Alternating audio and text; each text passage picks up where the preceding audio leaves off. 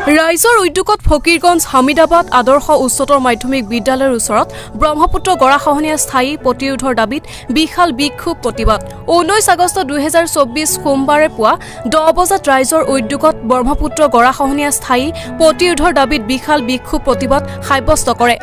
আমাৰ এই অঞ্চলৰ ৰাইজে ওলাই আহিছে। আমাৰ ইয়াতে ব্ৰহ্মপুত্ৰ গৰাখহনীয়া নদীয়ে আমাৰ ঘৰ বাৰী সব সৰ্বহাৰা কৰি আছে। আমি এই অঞ্চলৰ বাসিন্দাসকল ক'ত যাম, ক'ত কি কৰিম, ক'ত থাকিম, আমাৰ কোনো উপায় নাই।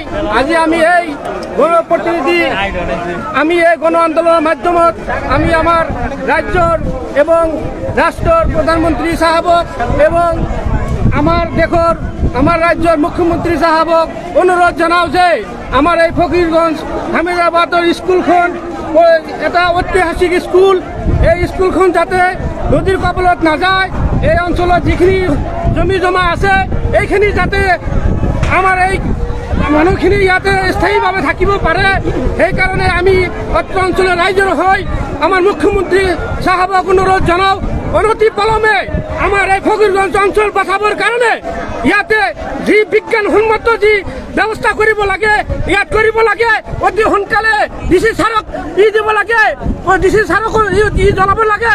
আমি ৰাইজৰ হৈ আপোনাৰ ওচৰত আবেদন জনাইছো যাতে অতি সোনকালে আমাৰ এই হামিদাবাদ প্ৰতিষ্ঠানটো ৰক্ষাৰ স্বাৰ্থে আমাৰ এই অঞ্চলত জিঅ' বেগ হওক, যিকোনো পদ্ধতি হওক, যিকোনো বিজ্ঞানসন্মত পদ্ধতি হওক, ইয়াত আমাৰ ৰক্ষাৰ জন্য আমি আবেদন জনাই মোৰ এইখিনি কথা ৰাখিছোঁ।